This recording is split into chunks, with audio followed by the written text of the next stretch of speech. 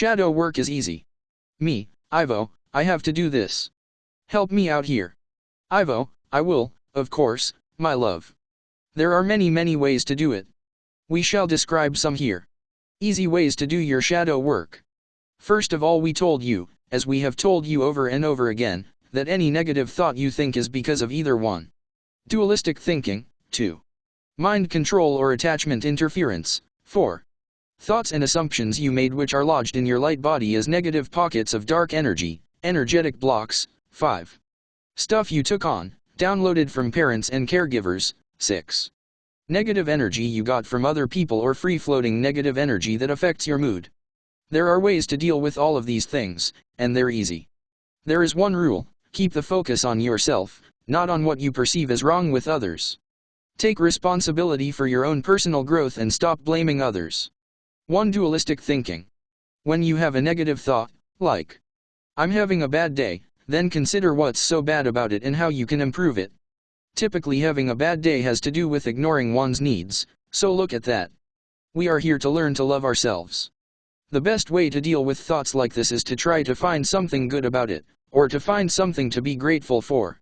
Even if it's just that it's sunny out. You may also be being prompted by your attachments so they can feed. Remember, too, that you create your reality, so if it's bad it's because you're in the wrong mindset. My job sucks, get another one that doesn't suck. And why do you not understand yourself enough to be able to net a job that doesn't suck? That's a question worth asking. You need to learn to know yourself better. One good start is to understand your race. In thinking this, you may also be being prompted by your attachments so they can feed. If there is no job that meets your needs, then start your own business or service. I did. My love life sucks.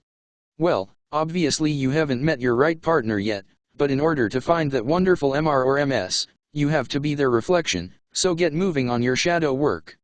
You don't attract perfection by being negative. Life is a mirror. If you think negatively of yourself, that's what you'll attract. You may also be being prompted by your attachments so they can feed. We live in a duality reality, positive and negative, because negativity can exist in this lower frequency. You choose between the negative and the positive every time you have a thought. That thought you energize and it comes back to create your reality. So think positively.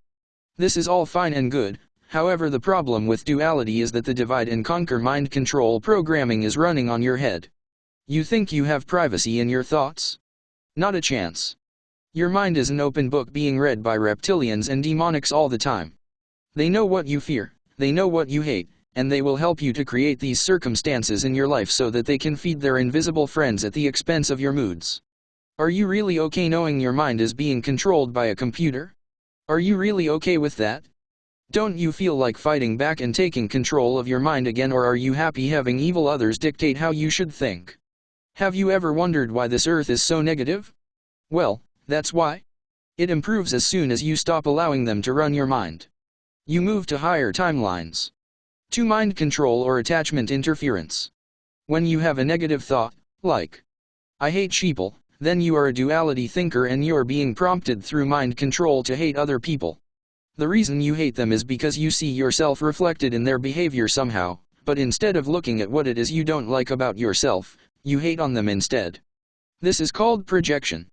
I hate myself. Well, technically that's impossible, but again, you're being prompted through mind control to hate yourself.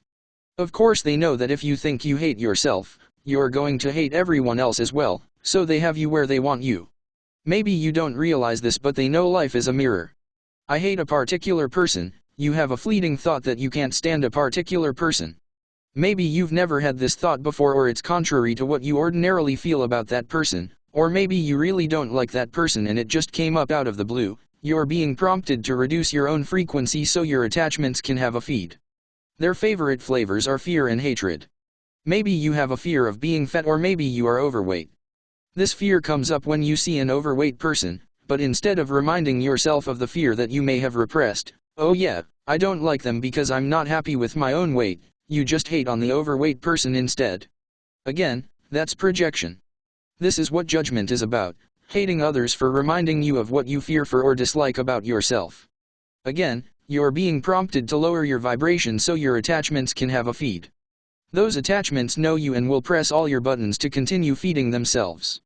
Maybe you're like me and fear losing your weight, because you fear how being attractive will garner you all kinds of unwanted attention from predatory types. So you keep overeating. Yes, an alien soul on Earth finds all kinds of ways to protect itself. If you can't stand people who are low class, maybe you have a fear of being low class or a fear of losing your wealth or losing your perceived status in life, or maybe you are low class and your ego is keeping you from seeing that by telling you you have a better car than everyone else, you're smarter than everyone else, or you're more special in some way than other people are. Or maybe you're just insecure, a lot of Matrix people are. You have that thought come up one day. Again, you're being prompted to lower your vibration so your attachments can have a feed. They're doing you a favor, giving you a chance to gain in strength and to look at yourself. If you can't stand people who belch in the mall, maybe you have a fear of losing control or a fear of appearing rude, and again, you're being prompted to lower your vibration so your attachments can have a feed. It's not about what you like or what you don't like, it's about what you love or what you fear. Maybe, like me, you have a fear of society going downhill, which it has since I was young, and you don't like being reminded of it. People didn't belch in public back in the 60s. If you can't stand people you think are ugly, maybe you have a fear of losing your looks, and again, you're being prompted to lower your vibration so your attachments can have a feed. If you can't stand people who are good looking, maybe you're jealous. Or maybe you don't like that in order to be so good looking, they appear to be really fake. Or maybe you dislike good looking people because they remind you of your home in the stars and the fact you are not there right now. There is one more I can think of. You react negatively to people who are lower in frequency than you are. Actually, that's a natural reaction because similar things attract and dissimilar things repel. It's because you came here to help them. But there are two ways of responding, in judgment, anger, fear, and disdain, or with compassion to them for their plight. One is a low vibrational egoic response and the other is a high vibration soul-based response, which by the way, your attachments can't feed from.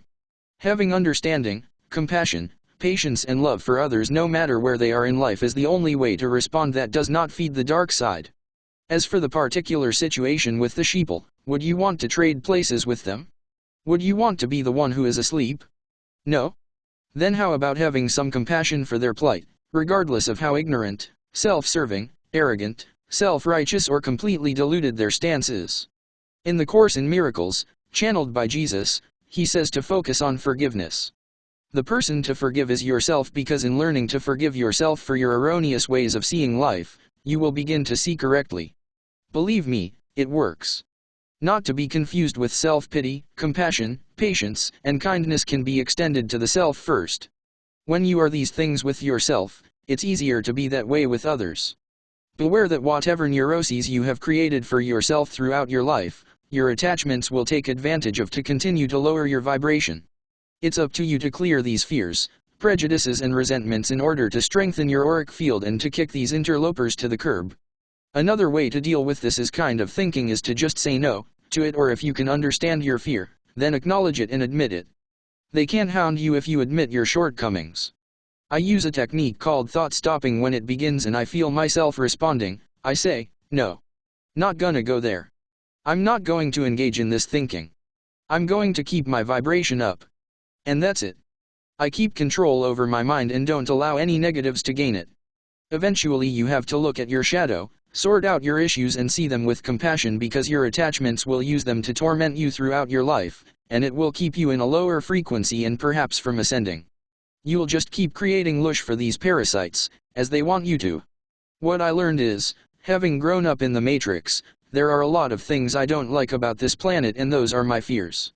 I fear being very much like the people I see who belch in public, are overweight, rude, argumentative, self-righteous, etc., etc. I fear being like the people I see here. The difference is I acknowledge it and I admit it to myself, and I understand that that fear comes from my childhood, not from my soul, and then I allow my soul to predominate by doing my shadow work and then realigning my chakras. Ultimately I realize I am not like these people, I am my soul having a physical experience, so there is no reason to fear. So I don't act out these behaviors, I acknowledge them and send them love, accept them, and maybe have a chuckle over them, but I don't involve other people into them. Awareness is the only way to do that. Acknowledging your fears to yourself helps you to accept yourself and life on earth as it is. Being unaware of your behaviors and then acting them out with others keeps the arguing and fighting going on, and that's what the dark ones want. They want you to be unaware and easily controllable. By not acting out your fears, they lose power over you. Your dysfunctional past makes way for a better future and your vibe rises.